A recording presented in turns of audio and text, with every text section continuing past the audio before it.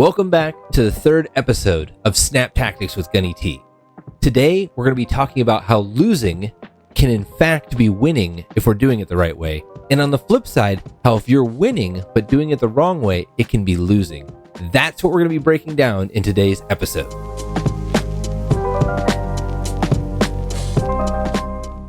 The idea for today's video came from a tweet that I had seen Lambie post. I pretty much study everything that guy has to say. For folks out there that are looking to get better, be like a student in this game.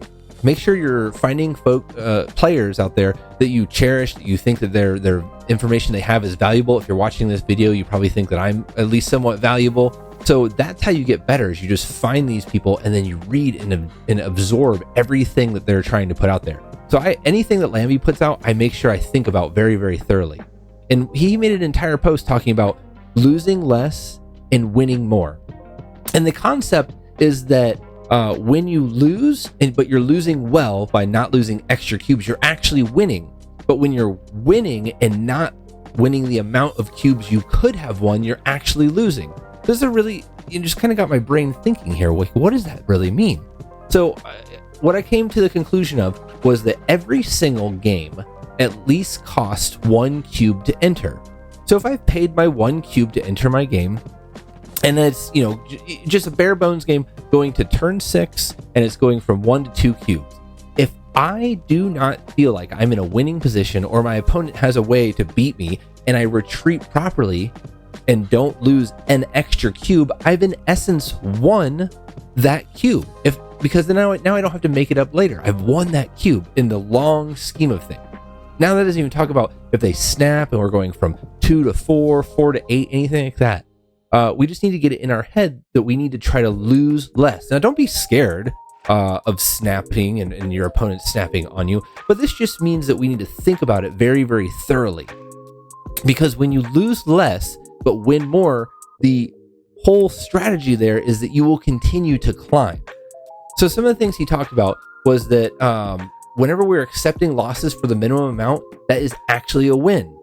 And it is very, very normal to retreat many games in a row. What we want to do is we want to bet on our good hands. We need to know what our snap conditions are, our early snap conditions, taking advantage of those snaps on turns 2, 3, and 4, like I've spoke about in my other videos.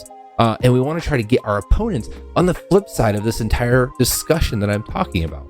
And it's okay. If you aren't getting good hands and you're losing multiple times in a row, that is okay. It's actually proper loss mitigation to retreat in those games. You will make up for it. The goal is to look at the long run. Like, if I'm making a climb to infinite, it's not going to happen in the matter of an hour. I'm talking about a matter of several hours, a couple days, a couple weeks. The goal is just to lose less and win more. So we spoke very briefly about how losing can be winning. Now let's flip the role for a second. We can actually be losing when we're winning. And what does that mean? What that really means is that if I am going through a game, that same game I talked about before, where it's just going from 1 to 2 cubes at the very end, but I had my early snap conditions, if I don't snap and draw more cubes out of my opponent that I could have gotten, then I'm actually losing. And that's really a concept you got to get into your head, because that's how you climb effectively. So if you see your snap conditions on those early turns, and we do snap and we pull those cubes out of our opponent, then we're doing the right way. And that's how we're going to climb. And on the flip side, when we're losing less, like we talked about how losing can be winning, to make that into winning, you do have to be drawing those cubes out of your opponent. There's a few players that I've been working with recently in trying to help their game play out. They're struggling to climb effectively, and some of the things I've really noticed from them is they are not snapping themselves. What they're doing is they're trying to win their opponent's snaps to get those 4 cube victories, and every once in a while they'll try to get an 8 cube victory. But it rarely happens. What they're trying to do is either climb through a series of 2 cube wins or winning the 4 cube wins that their opponents have snapped on. And what that means to me is if my opponent has snapped on me, they're making me pay to see a hand they really trust and believe in. And it's going to be so difficult to climb if the only way you're climbing is 2 cube victories where nobody snaps and trying to beat your opponent's best hands. You have to be the one to snap effectively and push your opponent. That's the only way that you're going to climb well. So another branch topic that I want to talk about is something I heard Brendan comment whenever I was listening to the last episode of Snapshots with him and KM's podcast. And what he said is that when he wins, he feels nothing. And it was this long tangent about how he feels emotionally in the game whenever he loses. Specifically, and I felt this way too, it just spoke to me so much whenever he said this. Whenever I win, I feel nothing. So the other day I got really frustrated. I was trying out a new Hope Summers deck with Hela and trying to do the whole discard stuff, and not once could I get anything to work. The deck just didn't work for me about 8 games in a row. I know that's not a huge sample size, but I won like 1 game and finally just decided to go back to my Big Dumb Idiots deck to make me feel a little bit better. The first game that I played, my opponent on turn 2 uses Blade to discard the Infinite with his Black Knight out. I got so mad. I almost launched my phone. I had to I had to talk to some of my friends. I did take a break. My phone did not go airborne, but I was angry, so angry that I just spent 8 games in a row trying to do the same thing that my opponent does the first game that I am playing a different deck just to make myself feel better. So how this really spoke to me whenever I heard Brendan talking, I was like, wow, I was so emotionally invested in this. Like, I felt awful whenever I, had this happen to me, whenever I just didn't feel well. Whenever I lose 8 cubes, it feels so wrenching and makes me angry. But on the flip side, whenever I win an 8 cube game, I don't feel the same way. And why is that? I mean, we should feel elated. I should feel the exact opposite of how frustrated I am whenever I lose those 8 cubes, but I don't. I feel good. Like, oh, cool, I won some 8 cubes. What a good job I did. I don't go make posts and get angry and almost launch my phone in the air. Enjoy. No. So that made me think.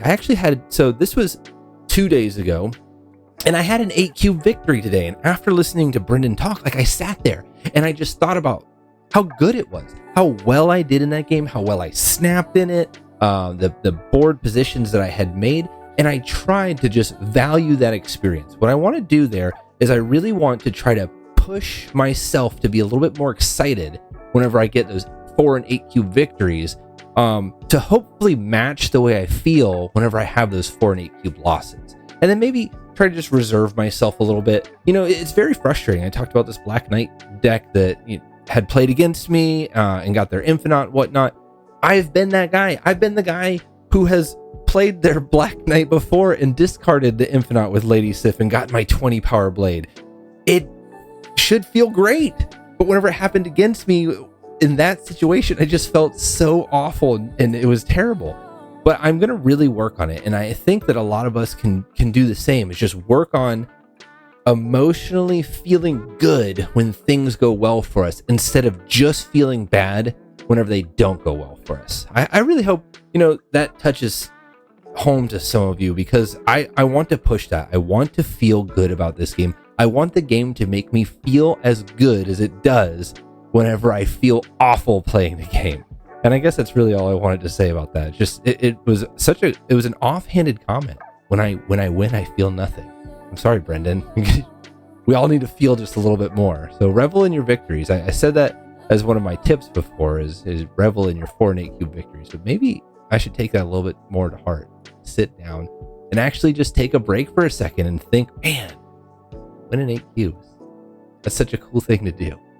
Well, that's all I got. I actually don't have any gameplay video this week because the Snap Judgments League has absolutely taken over my life. I'm the head judge for it. I put the entire thing together. I have a wonderful team that without them, I would not be able to have put this league together. But it's going phenomenal. I just don't have any gameplay. I've been playing a little bit on my phone and whatnot, but I haven't been able to play on the computer because I've been doing that. So I will be bringing you some more video here in the future of gameplay so we can break it down. But this was just such an important topic that I really wanted to get out there for you. So thanks for watching episode 3 of Snap Tactics with GunnyT. Let's all try to get out there and just enjoy our games a little bit more. And we're going to do that by mitigating our losses and making those into wins by doing so, and capitalizing on our wins by extracting the max cube value out of our opponent. Or else I'm going to consider that a loss as well. Well, until next time, keep staying tactical. Until next time, GunnyT out. All right, I'm going to try this seriously this time. Until next time, GunnyT out.